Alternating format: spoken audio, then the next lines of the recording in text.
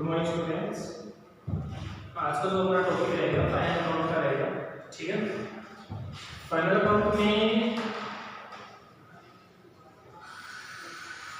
थोड़ा सा पता है जितने ये जो चीज़ें आ रही है इस वजह से ना ऑनलाइन क्लासेस से स्टार्ट करने जा रही है, तो थोड़ा सा आगे जो मैं प्रेजेंट रहो अच्छे से रहो, ठीक है। मैं जितना भी साल मतलब शहरों में पढ़ी है अच्छी बात है, तो ऑनलाइन पढ़ो अच्छी बात है ये भी, ठीक है। थोड़ा सा उन चीज़ों को सीरियसली लेना बैकग्राउंड में समझना, ठीक है। तो जैसे हम फाइनल अकाउंट का आज का अपना टॉपिक है, तो फाइनल अकाउंट के अंदर हम क्या करते हैं, इसके अंदर बिजनेस को लेके जो भी ट्रांजैक्शंस होती है, ठीक है, बिजनेस को लेके जो भी ट्रांजैक्शन होती है सारी को क्रिएट भी करते हैं, ठीक है। इसके अंदर पहला क्या होता है, ऑपरेटिंग होता है, ठीक है। सेकंड होता है इन्वेस्टिंग और थर्ड होता है फाइनेंसिंग। तो ऑपरेटिंग का मतलब क्या होता है कि ऑपरेटिंग के अंदर हम क्या करते हैं कि स्टार्टिंग में जब भी आप कोई बिजनेस स्टार्ट करते हैं, ठीक है, स्टार्टिंग में जब भी आप कोई बिजनेस स्टार्ट करते हैं तो उसके लिए आप कितना पैसा लगा रहे हैं। तो जब भी आप बिजनेस स्टार्ट करते हैं तो उससे पहले आपके पास क्या होना चाहिए, कैश होना चाहिए। अदरवाइज अगर आपके पास कैश नहीं होगा तो बिजनेस कैसे स्टार्ट करते हैं, ठीक है। अगर हमें बिजनेस को सेटअप करने के लिए कुछ पैसा लगाया हुआ है, बाद में क्या होता है हमें उसको कुछ और अच्छा सा बढ़ाने के लिए हम क्या करते हैं, इन्वेस्टिंग एक्टिविटी पे आते हैं, ठीक है। इन्वेस्टिंग का मतलब क्या है, उसी के अंदर हम क्या करते हैं कि बिजनेस के अंदर हम कुछ और चीज परचेज करके लाते हैं, क्या एसेट्स वगैरह। तो जैसे हम एसेट्स वगैरह परचेज करते हैं तो उस केस के अंदर हम क्या करते हैं कि वो चीज हमारे इसके अंदर इंक्लूड करी जाती है इन्वेस्टिंग के अंदर, कि बिजनेस के अंदर वो क्या चीज एडिशनल परचेज करके ला के उसको बढ़ा रहे हैं, ठीक है। बाद में हम क्या निकालते हैं, फाइनेंशियल एक्टिविटी निकालते हैं। फाइनेंशियल एक्टिविटी का मतलब क्या है, बैलेंस शीट बनाते हैं, ठीक है। लास्ट में अपना क्या कुछ हिसाब किताब जो भी है, ठीक है। तो फाइनल अकाउंट बनाने के लिए सबसे पहला क्या होता है, ट्रेडिंग होती है, ठीक है। उसके बाद क्या होता है, प्रॉफिट एंड लॉस अकाउंट होता है, और उसके बाद क्या होता है, बैलेंस शीट होती है, ठीक है। ये तीनों हमारे किसके पार्ट है, फाइनल अकाउंट के पार्ट, ठीक है। अब ट्रेडिंग क्या होता है, ट्रेडिंग के अंदर हम क्या करते हैं, जितने भी अपने डायरेक्ट एक्सपेंस होते हैं वो मेंशन करते हैं। लेकिन सबसे स्टार्टिंग में हम क्या करते हैं कि हमारे पास ओपनिंग स्टॉक है कितना, सबसे पहले तो वो मेंशन करते हैं। थोड़ा सा हम आपका स्टॉक के बारे में डिस्कस करना चाहेंगे। स्टॉक हमारा पहला क्या होता है, ओपनिंग होता है, उसके बाद क्या होता है, क्लोजिंग होता है, ठीक है। ओपनिंग मान लो 20,000 है, क्लोजिंग है 30,000, ठीक है। ओपनिंग से ज्यादा अगर क्लोजिंग क्या होता है, ओपनिंग से ज्यादा अगर क्लोजिंग होता है तो हमारा क्या होता है, प्रॉफिट होता है, ठीक है। अगर यहाँ पे होता है 10,000 तो यहाँ पे हमारा इसमें क्या होता है, फिर लॉस होता है, ठीक है। तो अब जैसे मान लो चलो हमारे पास क्या है, ओपनिंग हमारे पास 20,000 है, क्लोजिंग हमारे पास कितना है, 30,000 है। तो हमारा जो नेक्स्ट ईयर का स्टॉक होएगा वो कितना होएगा, प्रॉफिट में 10,000 का आएगा, ठीक है। तो इसका जो गैप आ रहा है, क्योंकि ओपनिंग में तो 20,000 है लेकिन लास्ट का क्लोजिंग स्टॉक है वो हमारा कितना है, 30,000 है। तो जो हमारा डिफरेंस आ रहा है कितना है, 10,000 का है। तो 10,000 को हमारा क्या होगा, नेक्स्ट ईयर का क्या होगा आपका, नेक्स्ट ईयर के अंदर आपका जो होगा वो 10,000 का प्रॉफिट के अकॉर्डिंग शो करेगा, ठीक है। वो क्या करेगा, प्रॉफिट के अकॉर्डिंग शो करेगा, ठीक है।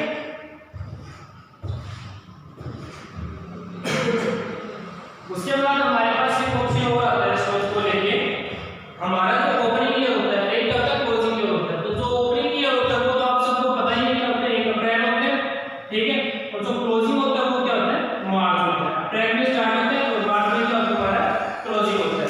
लेकिन अब जो कंडीशन चल रही है वो क्या आएगी, 1/4/20 से लेके 31/3/21 होता है, मतलब ठीक है। ये हमारा क्या बनेगा, एक साल का स्टॉक, मतलब स्टॉक भी कह सकते हो और जो भी, ठीक है। तो अब अपन डिस्कस करते हैं ट्रेडिंग का। तो ट्रेडिंग के अंदर सबसे पहले अपन क्या करते हैं, ओपनिंग स्टॉक मेंशन करते हैं कि हमारे पास जो अगले साल का स्टॉक है वो है कितना, ठीक है, वो लेके चलते हैं। उसके बाद क्या होता है, हमारे पास पी&एल जो प्रॉफिट एंड लॉस अकाउंट होता है उसको लेके चलते हैं। तो प्रॉफिट एंड लॉस अकाउंट के अंदर हम क्या क्या मेंशन करते हैं, जितने भी आपके इनडायरेक्ट एक्सपेंस होते हैं और जितनी आपकी इनडायरेक्ट होती है इनकम होती है। और जो ट्रेडिंग अकाउंट होता है, ट्रेडिंग अकाउंट के अंदर हम क्या करते हैं, ओपनिंग स्टॉक मेंशन करते हैं। उसके बाद हम क्या मेंशन करते हैं, इसके अंदर परचेज, और उसके बाद क्या करते हैं, परचेज के उसमें से माइनस कर देते हैं, ठीक है। ये मेंशन करने के बाद, ये सब मेंशन करने के बाद इनके अंदर क्या इंक्लूड किया जाता है, सारे डायरेक्ट एक्सपेंस इंक्लूड किया जाता है। ठीक है। उसके बाद आता है profit and loss account. Sorry, इससे पहले एक बात हो रहा है, अगर मान के चलो जब भी यहाँ पर ट्रेडिंग अकाउंट बना रहे हैं उसके अंदर हम क्या करते हैं, दोनों साइड का टोटल करेंगे। ठीक है भाई, अपन ने एक तरफ क्या लिख दिया, टू में opening stock, purchase return minus कर देंगे और बाद में सारे डायरेक्ट एक्सपेंस दो लगा देंगे सबके, तो जो भी अमाउंट है उसका टोटल कर देंगे। ठीक है। यहाँ पे बाय क्या लिखेंगे, सेल्स रिटर्न, और बाय इसमें क्या रहेगा, क्लोजिंग स्टॉक आ जाएगा। यहाँ पे हम क्या करते हैं, क्लोजिंग स्टॉक मेंशन करते हैं, तो जो भी अमाउंट है उसका टोटल कर देंगे। ठीक है।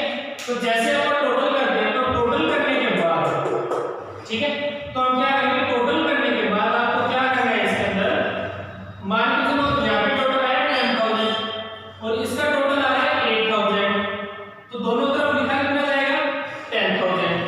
ठीक है। अगर आपका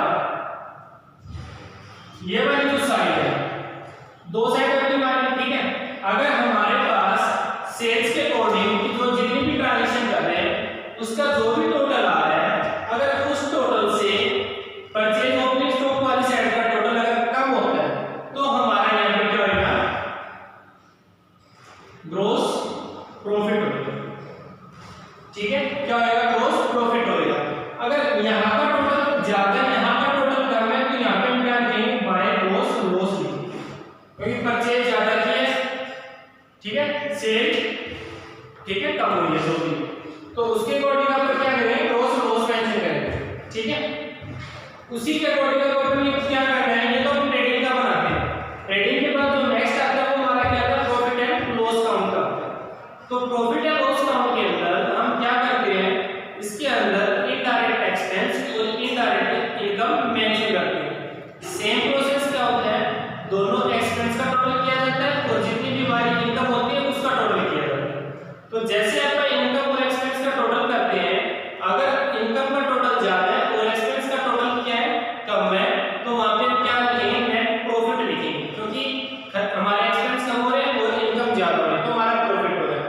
अगर हमारा एक्सपेंस का टोटल ज्यादा है और इनकम कम हो रही है तो हमारा क्या लॉस होएगा, क्योंकि एक्सपेंस से ज्यादा, मतलब सॉरी, एक्सपेंस ज्यादा और इनकम क्या हो रही है, कम हो रही है, तो वो हमारा क्या क्रिएट करेगा, नेट लॉस क्रिएट करेगा। ठीक है। उससे पहले जब भी आप P&L बनाते हो, तो P&L बनाने से पहले अपन कौन सा बनाते हैं, ट्रेडिंग अकाउंट बनाते हैं। ठीक है, कौन सा बनाते हैं, ट्रेडिंग अकाउंट।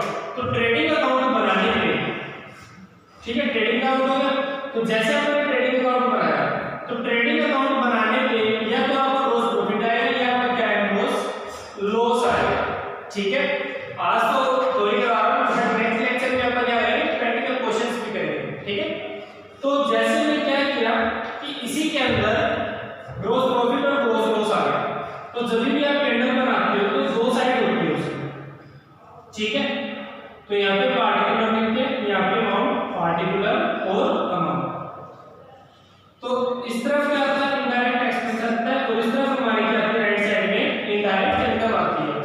अगर मान लो चलो हमारा ग्रॉस प्रॉफिट हुआ है ट्रेडिंग में, ट्रेडिंग के अंदर अगर हमारा ग्रॉस प्रॉफिट हुआ है तो वो हम क्या करेंगे, P&L के अंदर इनडायरेक्ट इनकम में क्या कर देंगे, ऐड करेंगे, क्योंकि प्रॉफिट हो रहा है तो हमारी क्या हो रही है, इनकम हो रही है, तो हम क्या करेंगे, इसमें ऐड कर देंगे। अगर हमारा ग्रॉस लॉस आता है तो हम क्या करेंगे, हमारा क्या है, एक्सपेंस है, तो उसको उठा के इसमें मेंशन कर देंगे, इनडायरेक्ट एक्सपेंस में मेंशन कर देंगे। ठीक है। तो ये कंडीशन अप्लाई होती है आपकी। ठीक है। उसके बाद तो जैसे हम क्या करेंगे, जितने भी सारे डायरेक्ट एक्सपेंस है उसको लिख लो और उनकी अमाउंट लिख लो और उसका क्या करेंगे, टोटल करेंगे। उसके बाद इनडायरेक्ट इनकम का लिखने के बाद उसकी अमाउंट लिखो और अमाउंट लिखने के बाद उसका क्या करना है, टोटल करना है।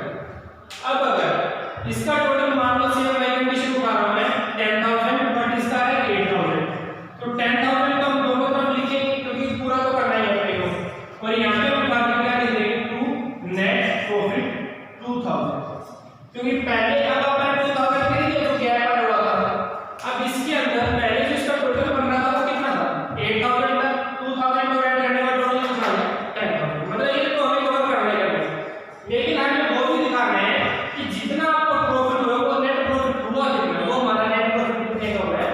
2000 का होगा।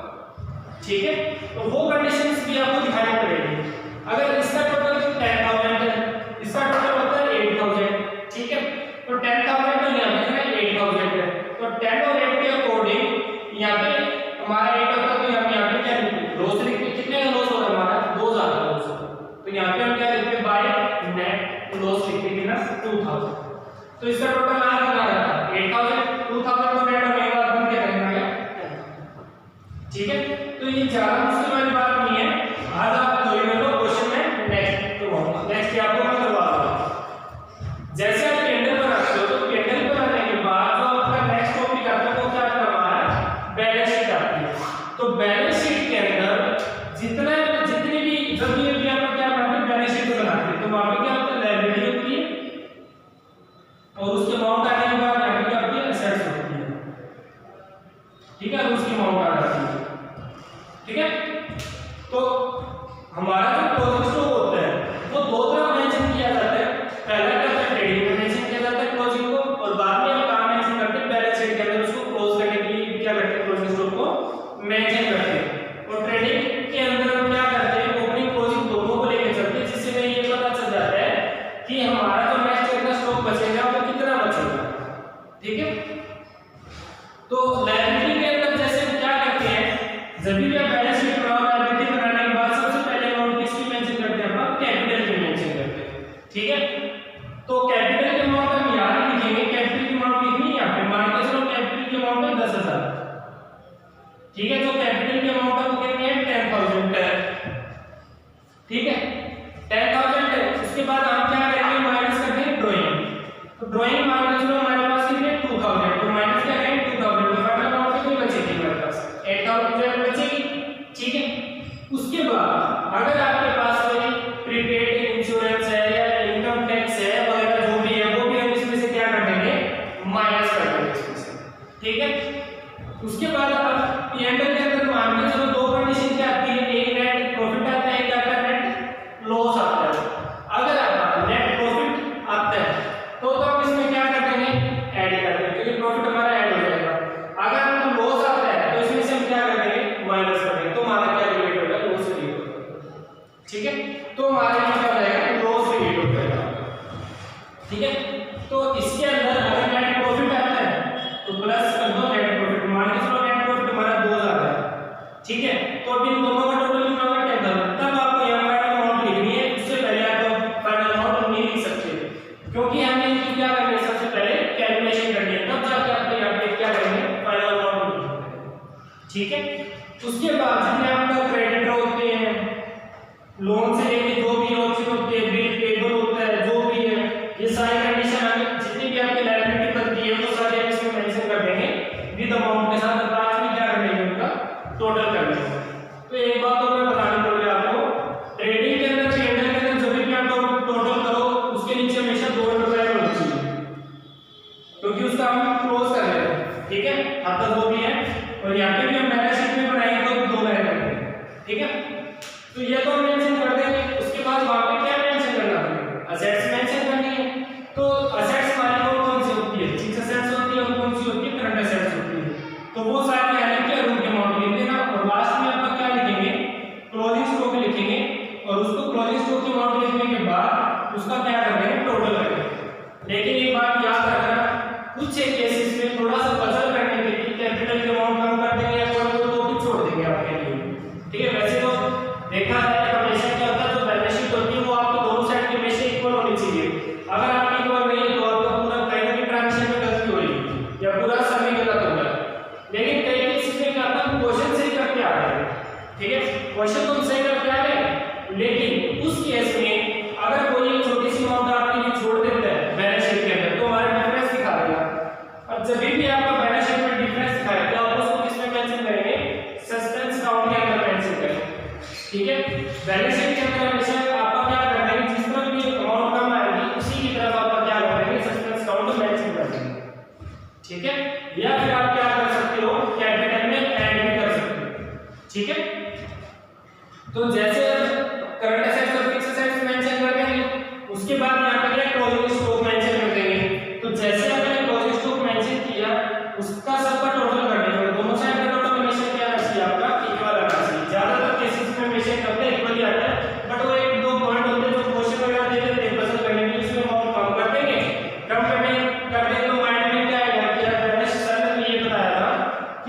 बैलेंस शीट का हमेशा टोटल क्या होता है कि ऊपर होता है, बट मेरा देखो ला दिया, वो फिर पूरा क्वेश्चन चेक करने के लिए बैठेगा, लड़का हो चाहे लड़की जो भी हो, वो फिर पूरा क्वेश्चन चेक करने के लिए बैठेगी या बैठेगा जो भी है, तो उसको कहेंगे टाइम वेस्ट करने वाली बात, ठीक है। तो हमारा फाइनल अकाउंट के अंदर क्या होता है, ट्रेडिंग होता है, P&L होता है, बैलेंस शीट होती है, जिसको अपन ट्रेडिंग को क्या बोल सकते हैं, operating investing, sorry operating activity, P&L को क्या बोल सकते हैं, इन्वेस्टिंग एक्टिविटी, क्योंकि इन्वेस्ट करोगे तो P&L में या तो प्रॉफिट होगा या लॉस होगा, ऐसे किसी बात, ठीक है। और लास्ट में फाइनेंशियल एक्टिविटी को क्या बोलते हैं अपन, बैलेंस शीट बोलते हैं, ठीक है। एक बार इसको चेक करो, लिंक में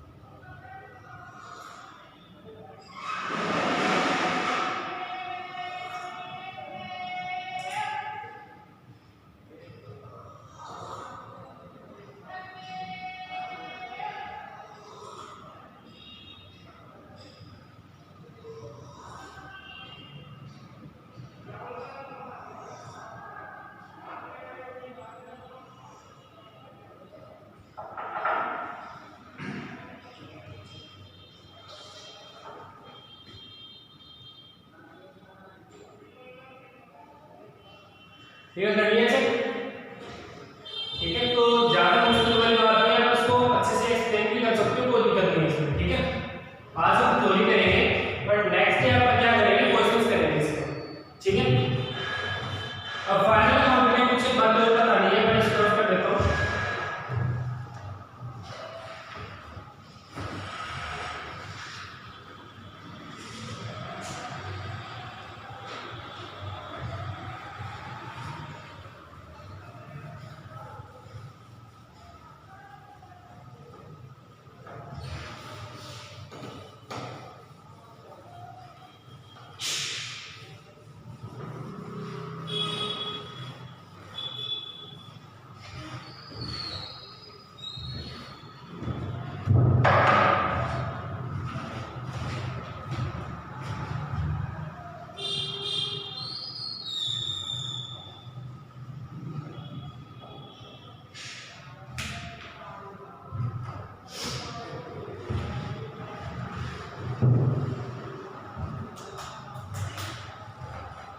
इसमें कोई दिक्कत तो नहीं है, ठीक है। इसके अंदर जो तीन अकाउंट क्रिएट किए जाते हैं, ट्रेडिंग हो गया हमारा, कौन सा P&L हो गया हमारे, कौन सा की बैलेंस शीट हो गई, ठीक है।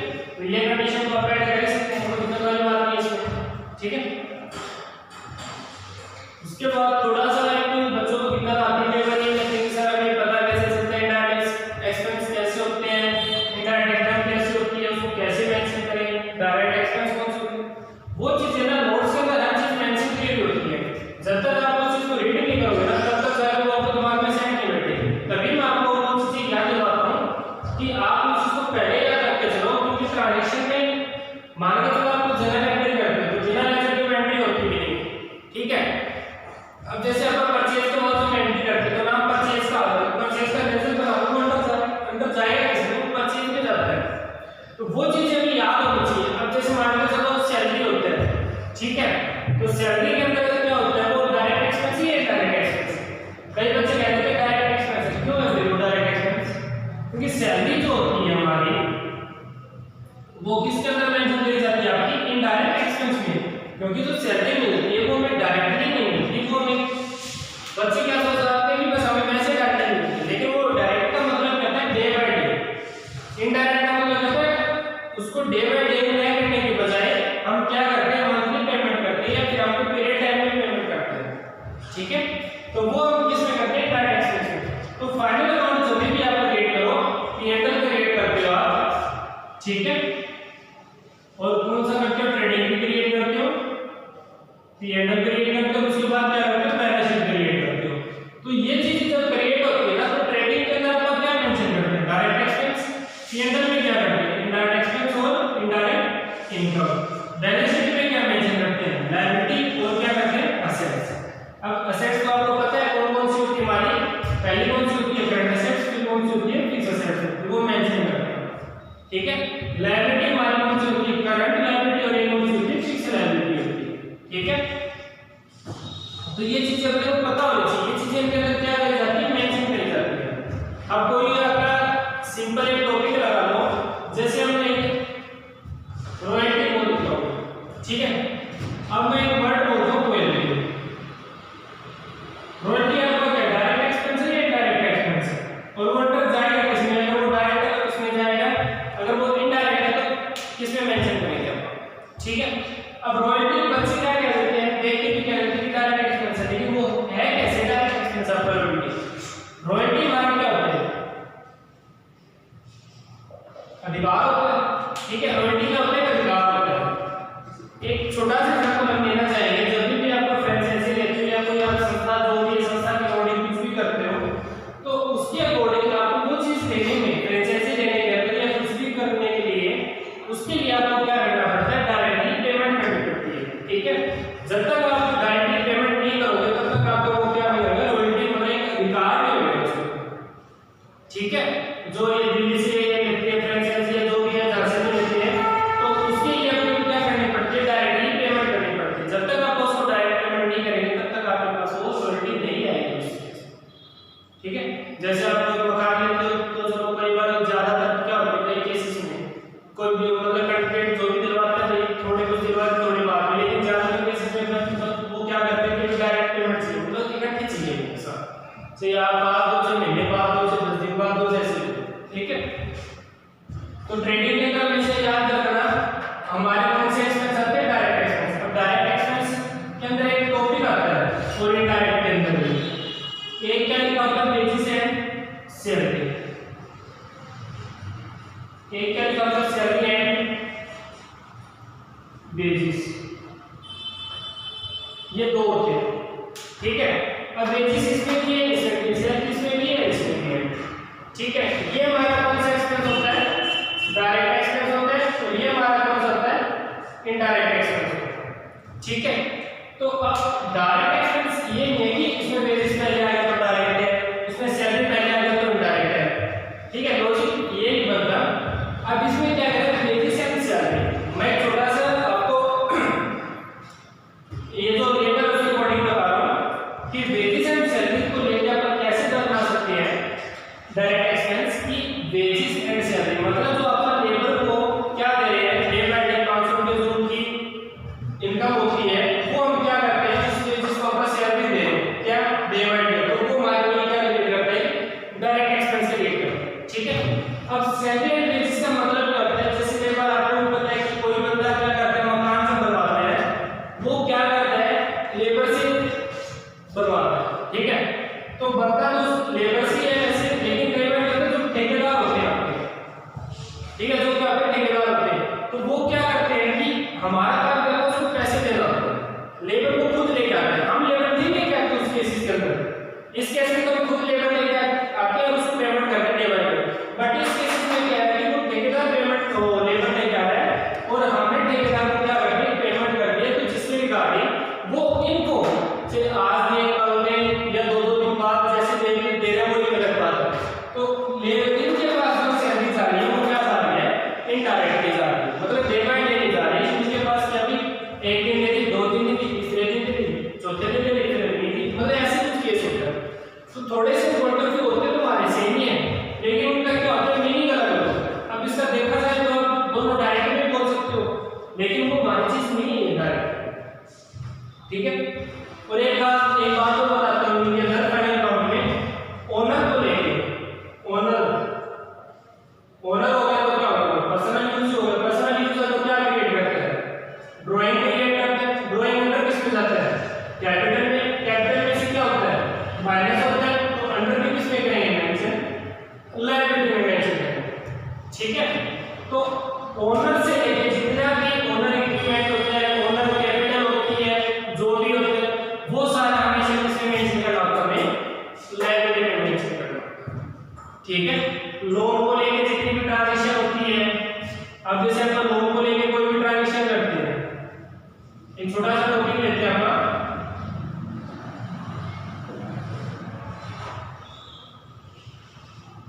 ठीक है, एक क्या होता है फ्रॉम, एक क्या होता है फॉर, एक क्या होता है टू होता है। फ्रॉम का मतलब आपको पता ही है, फॉर का मतलब भी आपको पता है और टू का भी आपको पता है। ठीक है, तो अब हमें क्या करना है, फ्रॉम का मतलब क्या होता है से, फॉर का मतलब क्या होता है के लिए, टू का मतलब क्या होता है को। मतलब अब आप इसके अंदर कंडीशन बना देते हैं ए बी की, ए बी सी, और यहाँ पे बना देते हैं ए बी। ठीक है, अब फ्रॉम, फ्रॉम का मतलब क्या होता है से होता है, A from B, A from B, A from B का मतलब क्या है, ए लोन ले रहा है, फ्रॉम मतलब से, इससे बी से। ठीक है, उसके बाद क्या करें, ए बी सी, फॉर का मतलब के लिए, किसको लोन चाहिए, कौन दिलवा रहा है और कौन दे रहा है, तो तीन कंडीशन तो तय होगी, नॉर्मल सी बात है।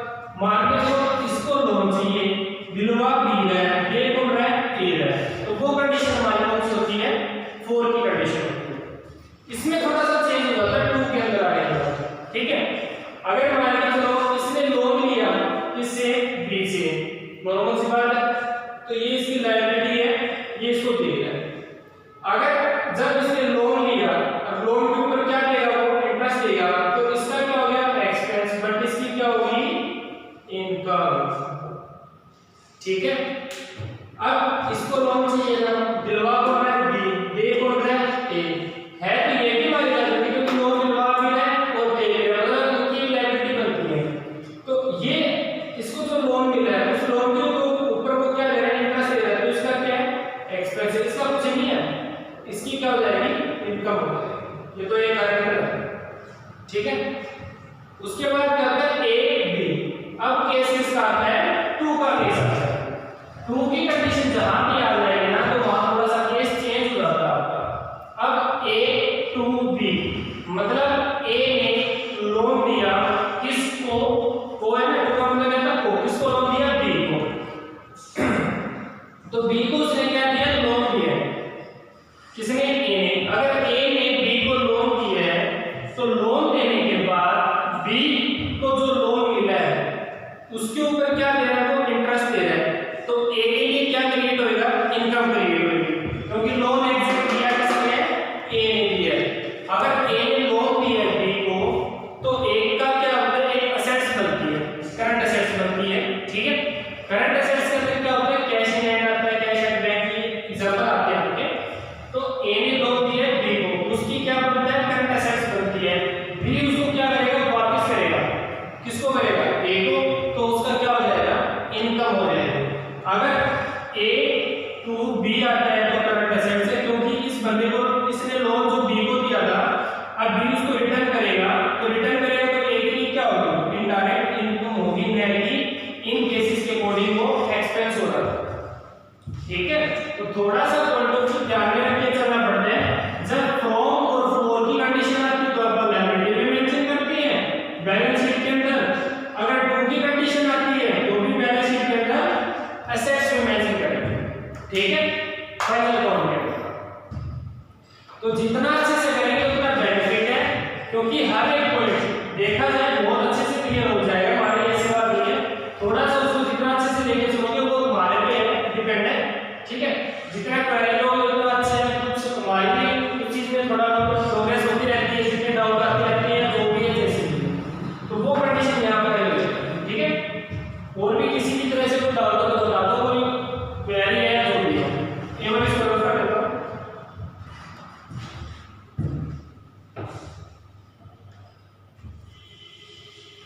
तो ये चीजें ना याद रखा करो कि कौन सा एक्सपेंस डायरेक्ट है, कौन सा एक्सपेंस इनडायरेक्ट है, कौन सी हमारी डायरेक्ट इनकम है,